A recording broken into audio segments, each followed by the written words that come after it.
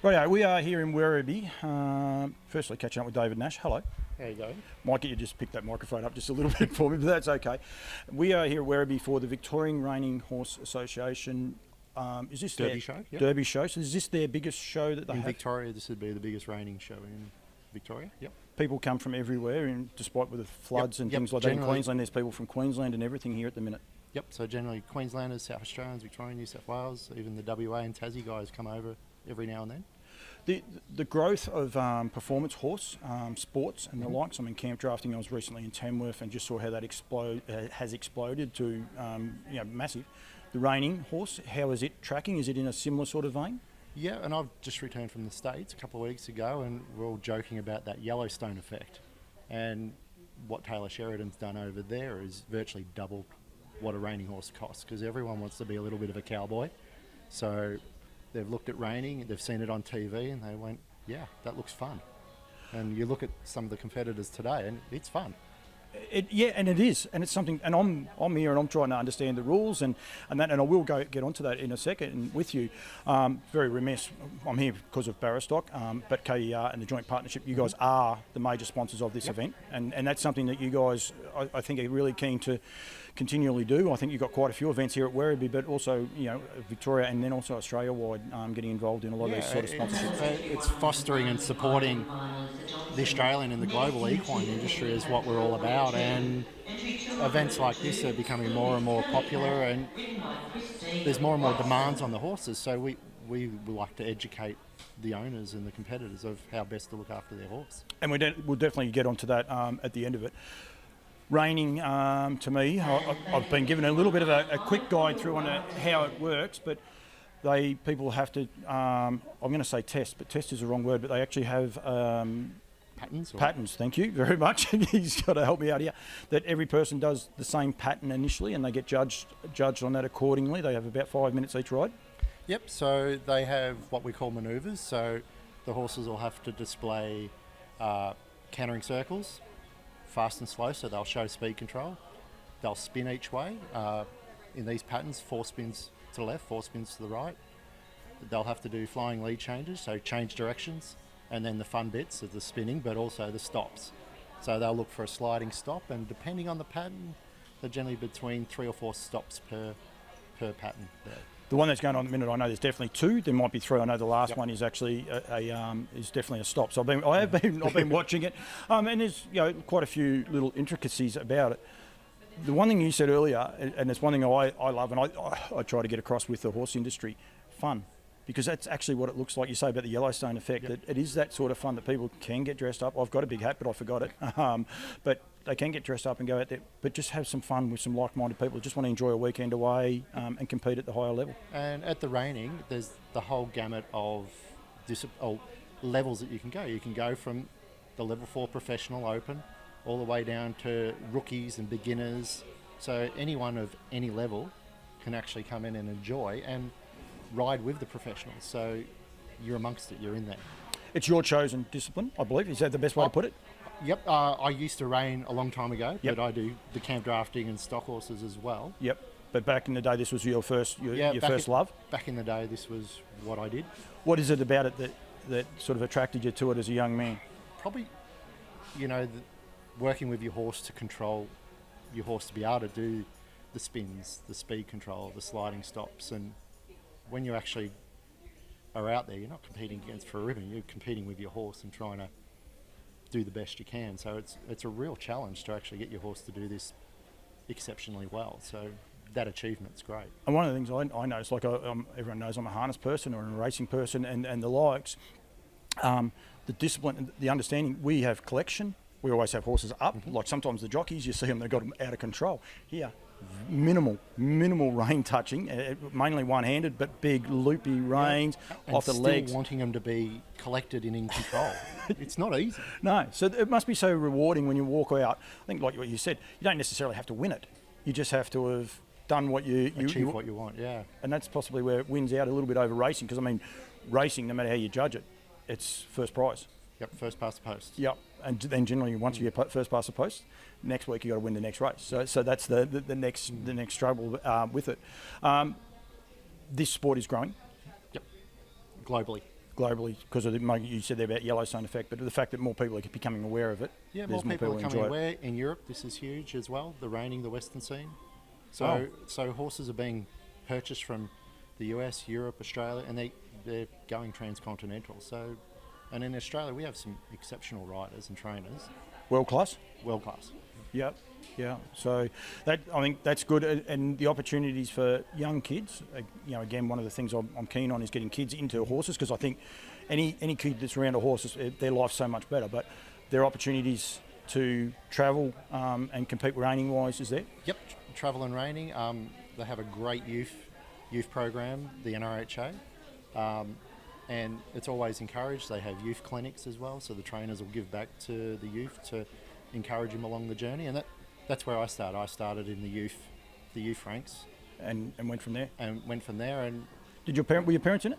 Yep. So they were into the quarter horses as a young kid, and when the reining started in the mid '80s, first time I saw it, I went, "Yep, this is for me." Yeah, and it is. You say now about doing camp drafting and sport horse.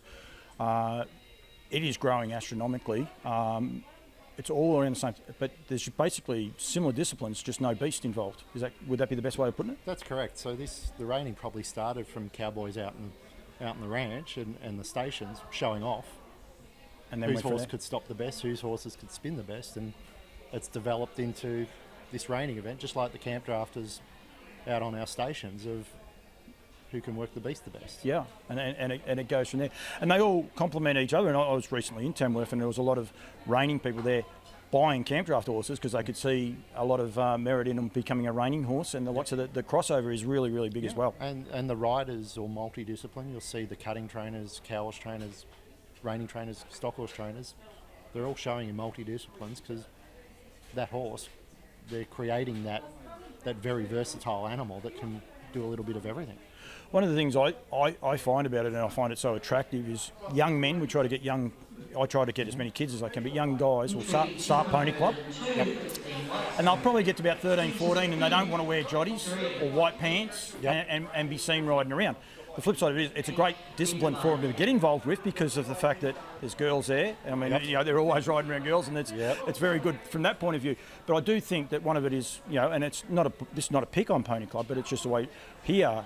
People enjoy, they put relaxed jeans on, not long shirts, and a hat, go out there and enjoy themselves. It's quite attractive in that matter, isn't it?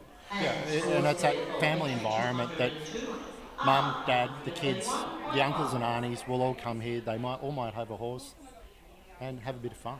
Yeah, and that's I think one of the great things about it, and that's what I want to say. I'm going to throw you under the bus. You might not be able to handle this one.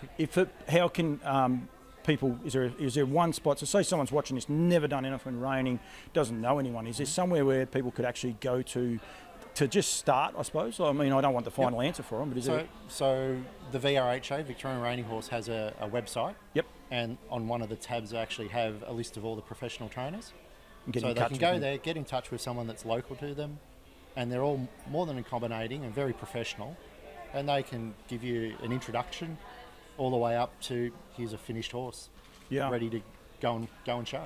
Yeah, and I think that's one of the keys. So make sure you go to the Victorian Reining Horse Association on the web. Is it just that .com? Do you think? Or think it's vrha.com.au. They'll find it. I might even put it on once I find it. I'll put it on to me posts. Barastoc and KER won the partnership with them. You and I have had a lot through virtual. I suppose is the best way to put it. And COVID has thrown up a lot of I suppose curveballs. But you guys have continued not only to work as a great partnership. For mine, put a bigger foothold in most of the horse disciplines going forward. One must be wrapped in that, but also want to continue to be able to grow it as well. Yeah, and one thing COVID's thrown up is we've worked with you and we've done lots of virtual seminars.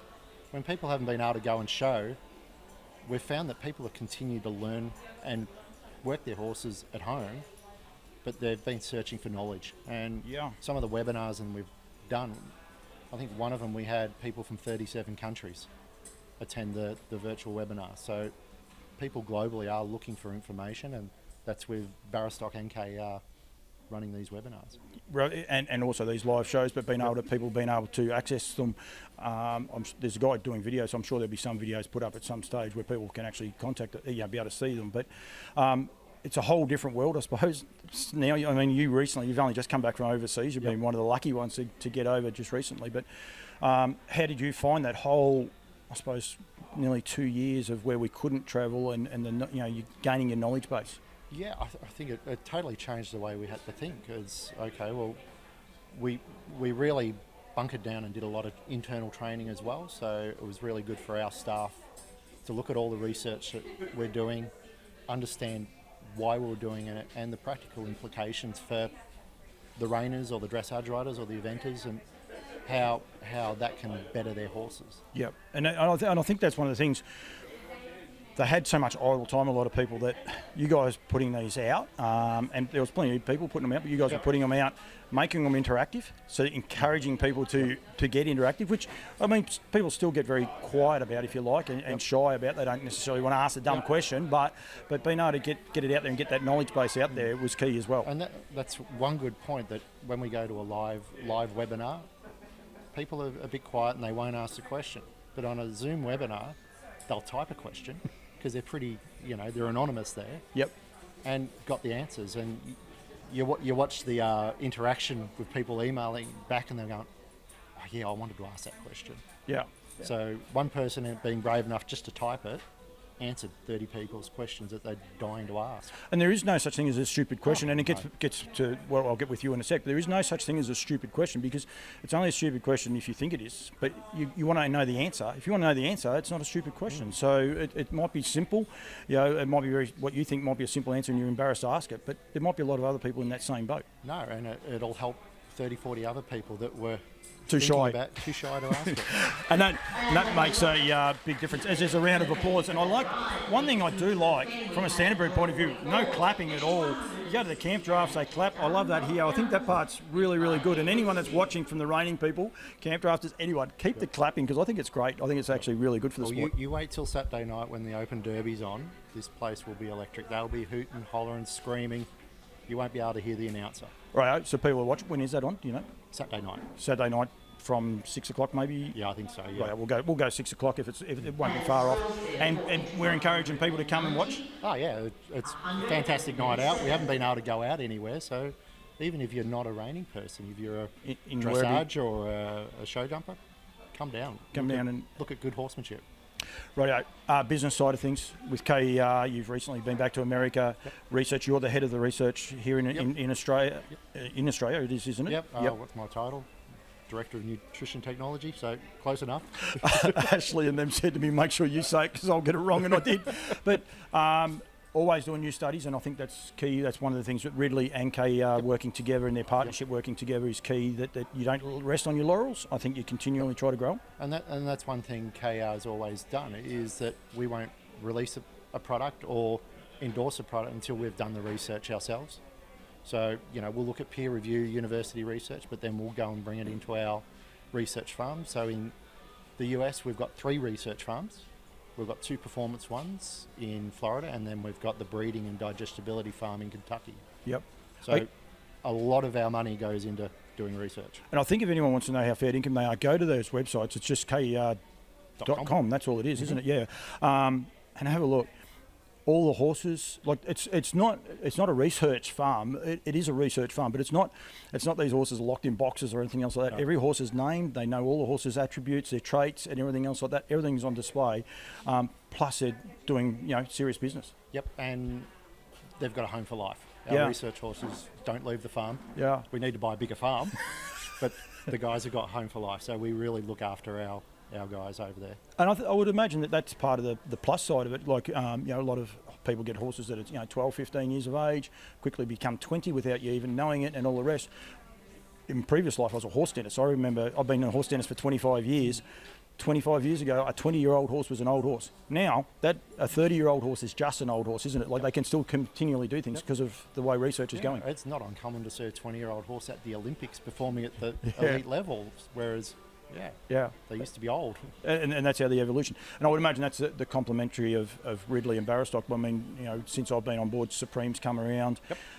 Was recently at the thoroughbred sales, and the amount of people feeding Supreme, like it was meant for a show horse thing, but the amount of people feeding young horses to the Supreme, not only because of how good it makes them look, but how good it actually is for Yeah, them. it's the balance of the nutrient levels as well as looking at the amino acid levels and the ratios of those to each other.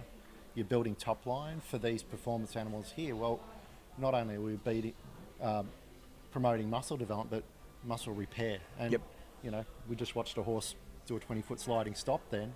It's a lot of pressure and muscle and fatigue on the animal. So if we can help them repair and get back for the next run, that's our job done. And then there's two other parts I want to go on to you there with you, but you say that about the repair with the feed, but the feed is only part of the process. And one of the things I love, again from my racing hat, that KER I know are embarking on is water, and water as a nutrient, not water as something that they just have to have, but what it actually does, the quality of the water, the amount of water that they drink or don't drink, and what it actually does to them. That's, I think, something that you guys are really keen on and embarking pretty heavily on at the minute. Yep, so we've been working with quite a few studs and properties on looking at their water quality and consistency.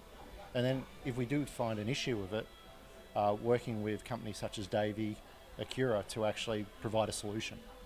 And we're seeing the results of better water quality with general health, nutrition, fertility specifically.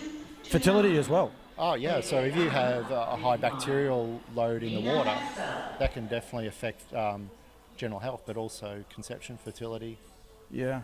Post-foaling, mares getting metritis, etc., from infections from water and pasture. Yep. Yeah, it's really key because, as I said, like a racing point of view, horse finishes a race, we like them to drink a lot of water.